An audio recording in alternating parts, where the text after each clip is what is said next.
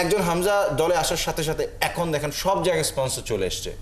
সিঙ্গাপুরের বিপক্ষে জেতার সাথে সাথে ফুটবল এখন যদি এই জায়গায় থাকে 1 লাফ দিয়ে এই জায়গায় চলে আসবে। আপনার সাথে আমার কথা হচ্ছিল এবং আপনি খুব জোর দিয়ে বলছিলেন যে শমিদ হামজাদের আনলেই হবে না, একদম রুট লেভেল থেকে ট্রাই মানে করতে হবে, সেটাই চলছে। এক্স্যাক্টলি, এবং এটাই আসলে ফাইনালি আপনার ফুটবলকে এখন যে হাইপটা ক্রিয়েট হয়েছে না, রিব্র্যান্ডিং হচ্ছে। একটা সময় বাংলাদেশ ফুটবল আমাদের যে ইন্টারন্যাশনাল স্টেডিয়াম, জাতীয় স্টেডিয়াম, সেখানে মানুষ টিকিট কেটে ঢুকতে পারতো না, কিন্তু এটা আমি দেখিনি, আপনিও দেখেন নাই ডানা কণা। তা আমরা যেই সবসময় যেটা দেখে এসেছি সেটা হচ্ছে খালি গ্যালারি। এখন দেখেন 400 থেকে 5,000 টাকা পর্যন্ত টিকিট। সিঙ্গাপুর বাংলাদেশ ম্যাচ বাকবদল হতে পারে বাংলাদেশ ফুটবলে আরো একবার, একদম নিউ ডাইমেনশনে। বাংলাদেশ যদি হামজা এবং সমিত সোমের পারফরমেন্স দিয়ে ফাহমিদুলের কথাও আশা হচ্ছে, এবং ওভারঅল বাংলাদেশ দল যদি সিঙ্গাপুরকে ঘরের মাঠে হারিয়ে দেয়, যেই মার্জিনেই হোক না, হারানো দিয়ে কথা, এই ফুটবলের ক্রেজ এক ধাক্কা এখনই তো মনে করেন যে নানান জায়গায় আলোচনা হচ্ছে।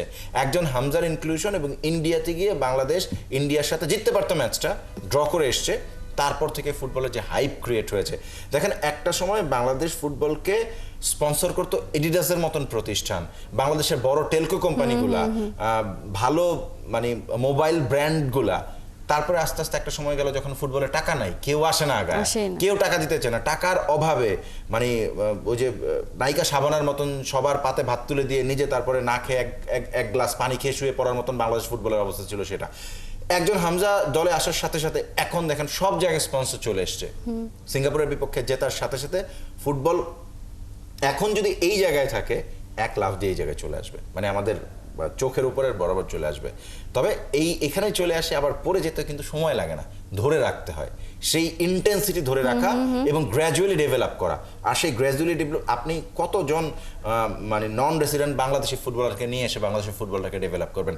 তারা এসে যেই ধাক্কাটা দিয়েছে, যে পুশটা করেছে, এই পুশে এগিয়ে যাওয়া। এবং এই যে শামসুল হুদা একাডেমি অনেকদিন থেকে কাজ করছে, কিন্তু তারা ভালো কাজ করছে।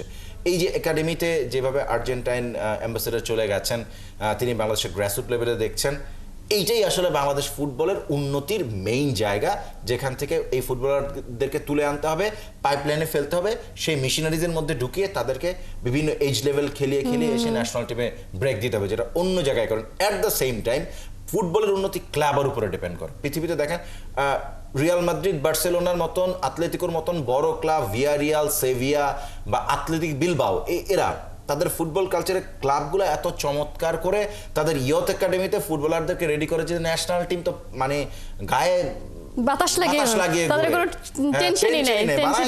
যখন ন্যাশনাল ডিতে তারা জানে তাদের কাছে রেডি প্রোডাক্ট আছে, আনবে, একদম রেডি টু ইট, ওই টাইপের হয়ে যায়। সুতরাং শুধুমাত্র একটা বাফুফের পক্ষেই বাংলাদেশের ফুটবলকে একটা জায়গায় নিয়ে যাওয়া সম্ভব না। গোটা ফুটবল কালচারটাকে রিব্র্যান্ডিং, একেবারে আমরা যে ফুটবলকে ভালোবাসি বলছি সেটা আসলে প্রুফ করে দিতে হবে, সুযোগটা তৈরি হয়েছে।